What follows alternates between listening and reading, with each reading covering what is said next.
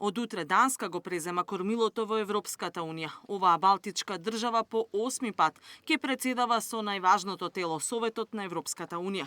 Приоритетите за наредните 6 месеци веќе се објавени од данските државници: безбедна, конкурентна и зелена Европа, имајќи ги предвид случувањата со Украина, предизвиците во енергетиката, но и ослабената геополитичка позиција на Унијата во однос на САД за најзначајните светски проблеми – Блискиот Исток и Кина.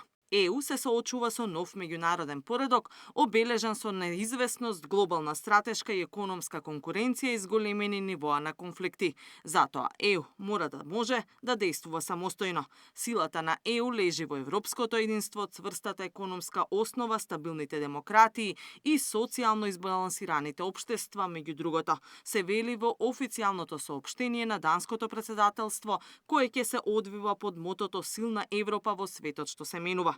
Но што ова ќе значи за Македонија? Дали проширувањето е дел од важните политики на Данска и ЕУ?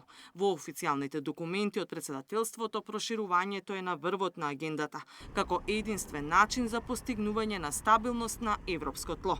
Затоа данското претседателство амбициозно ќе работи на промовирање на проширувањето на Унијата врз основа на заслуги и подготовка на ЕУ за проширување преку внатрешни реформи. Според тоа, данското претседателство ќе ги унапреди преговорите за проширување со Украина, Молдавија и Западен Балкан. Проширувањето е тесно поврзано со напорите за почитување на основните вредности на ЕУ за демократија и владење на правото, се наведува во соопштението. Но ваквите формулации за домашните експерти не ветуваат многу.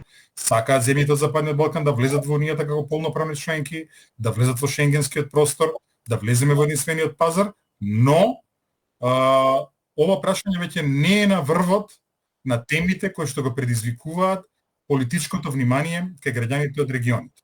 Тоа е едната тема. Втората тема е поврзана со данското претседателство, односно земјите од Балтикот и од Скандинавија, за жал во моментов имаат еден јасен фокус кога станува збор за проширувањето, и тој фокус е насочен исклучиво кон Украина, за која што се вели дека е геополитичка перспективата на ниво за членување во Унијата. Значи, кога се зборува за Украина, се зборува за геополитика, додека пак кога се зборува за земјите од Западниот Балкан, се користи терминот проширување засновано на заслуги.